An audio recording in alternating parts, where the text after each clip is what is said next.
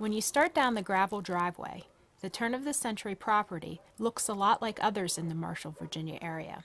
A rustic farmhouse, fenced-in horse stables around back, and old shade trees that line the perimeter. But outside of the car, the similarities end.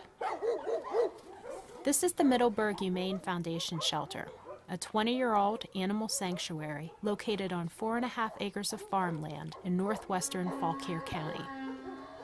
The nonprofit provides housing, medical care, and adoption services to a variety of abused and neglected animals, as well as a number of community intervention and outreach programs. We try to focus on the quality of care that we provide versus the quantity of animals. So if you look at our numbers, we're only adopting on, I say only, but we're adopting 250 animals a year. We're assisting 600 to 750 a year with all of our programs. It's really small numbers when you look at a county shelter, but we have animals that are with us a lot longer.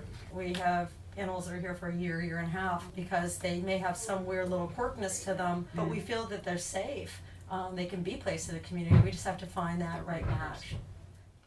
That's Hillary Bogley, the Foundation's founder and president. She also is a humane investigator for Fauquier and Culpeper counties. Bogley directs the Foundation's operations from a small loft in the farmhouse. She shares this busy space with several staffers and a puppy named Max. Bogley got the idea for starting the Foundation after spending time in Denver, where she trained as a veterinary technician and volunteered in county shelters. There, neglected and abused animals frequently were euthanized due to lack of funding for their long-term rehab. When she returned home to the Middleburg area, she saw a similar need in the community, and she decided to open a farm shelter as a refuge for these animals. We currently have dogs here that have been chained all their lives. So those animals come to us and need to be socialized. And we also have pig from a house fire that animal control was able to reach out to us to provide that medical assistance and rehabilitation for the pig so he can be reunited with his family. We also have a large group of cats here that came from a hoarding situation, working with a woman who had 44 cats and one dog in her home. She lost her home to foreclosure and she has some medical issues and they are all in very poor condition. We also do have a handful of dogs here that are transferred from other county facilities, so when we have space we try to help. The farm also is home to an active equine and livestock program that supports horses, pigs, donkeys, and a variety of poultry. Because the property is small for such animals, special accommodations must be made. We are sadly constantly moving our horses because we only have 4.5 acres here. So we can only house 7 to 9, but everybody else is in foster homes, so constant kind of rotation of moving horses is very inefficient, and that's why we are moving to our new facility, hopefully. Hopefully livestock will be over next year, and then our adoption facility, spay-neuter clinic and grooming salon and humane education, everything will be open in about 2 years. Bogley's work as a humane investigator also yields new arrivals to the farm.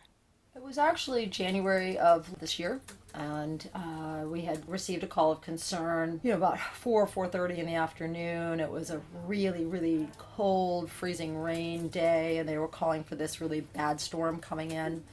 And the call said that there were a group of puppies in an outdoor pen and had no shelter. So we just dropped everything and went over, and I found 4 12-week-old puppies in a chain link enclosure. They were skeletal. One was near death due to starvation. So as a humane investigator, if I feel an animal is in imminent danger of their life, safety, or health, meaning that this is a life-threatening situation, I'm able to seize and remove them and get emergency veterinary care without a search warrant.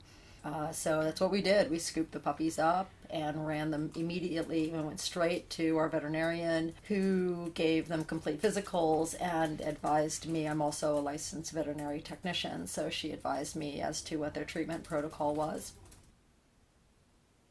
But all of this comes at a price.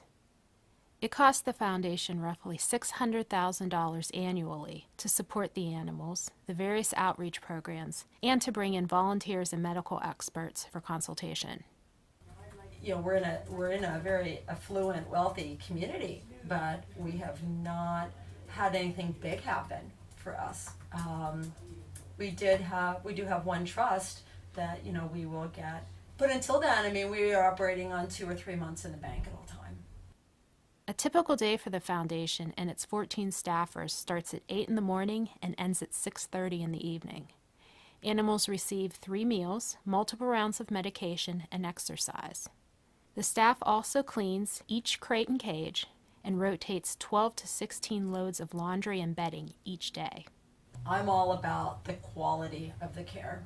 It's all about creature comfort. So if you don't get a floor swept one day, but you better make sure that these guys are in a clean, cushy cage and they've gotten their medications and they've gotten their interactions and so.